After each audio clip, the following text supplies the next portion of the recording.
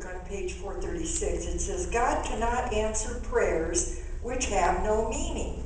The answer to a prayer is in the prayer when it is uttered or thought.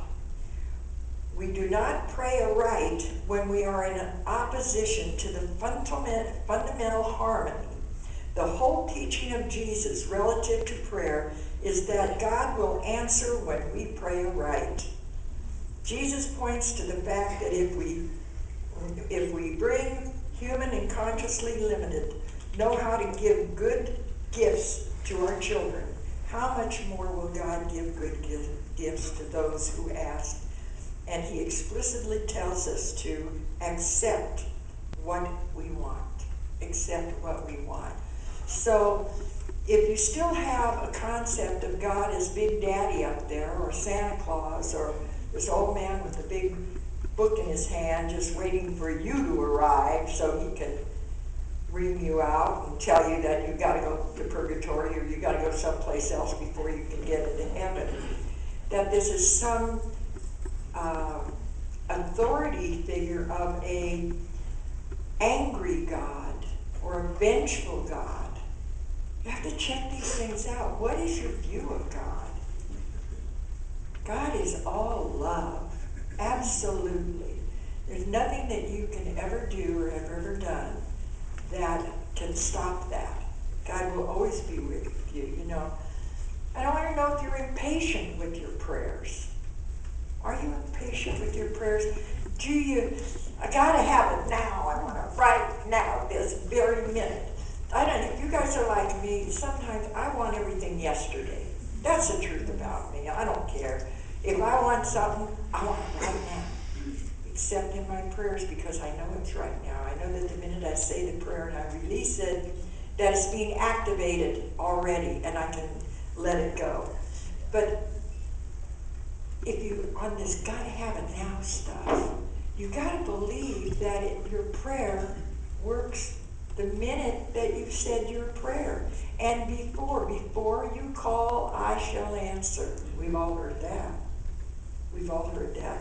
You know, but do you let your prayers just fly like mailing a letter? This is another little anecdote that I'm going to repeat.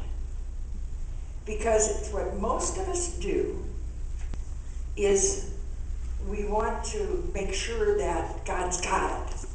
I wonder if he's covering it. I wonder if it's really going to work.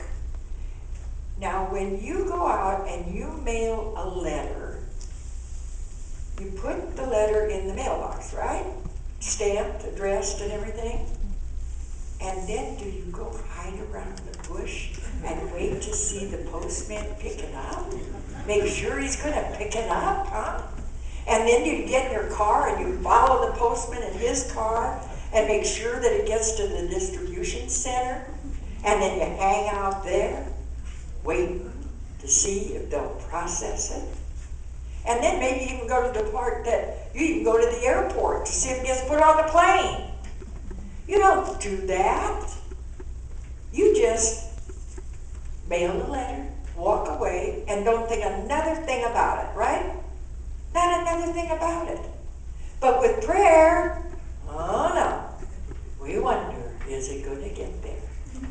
Don't think a thing about taking this little wireless piece of something, this little cube in your hand, and doing your little texts or Twitters or calling.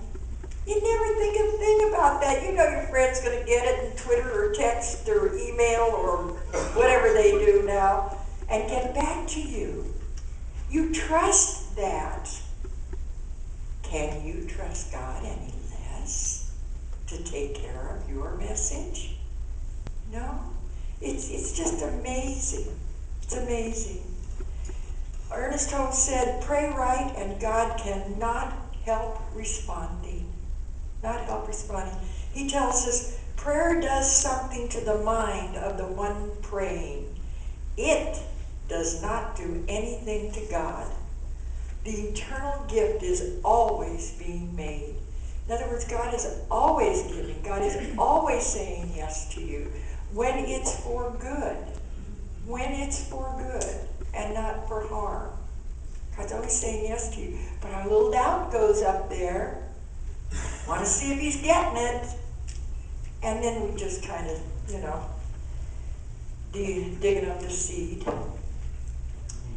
When dealing with mind, we're dealing with the force that cannot be fooled.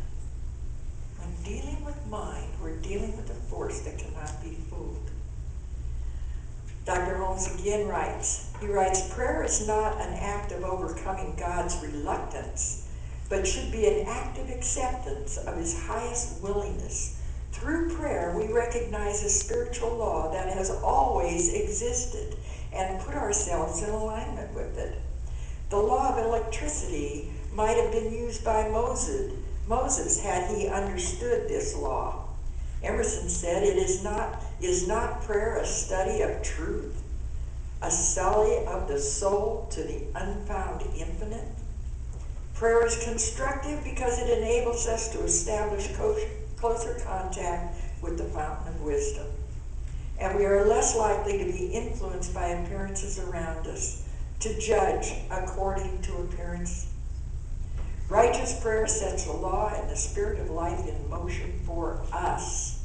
For us. It's for us to use. Isn't that nifty? Isn't that neat that we can do that? I think it's wonderful. And to pray without ceasing means never for an instant doubt the outcome. Never for an instant doubt the outcome. So, the master teacher, as you know, said, it is done unto you as you believe. Not if you believe, as you believe. And in religious science, we pray what we call a scientific prayer. And it means that, scientific part means that it can be proven over and over again. And it can be. But it sounds like a simple prayer.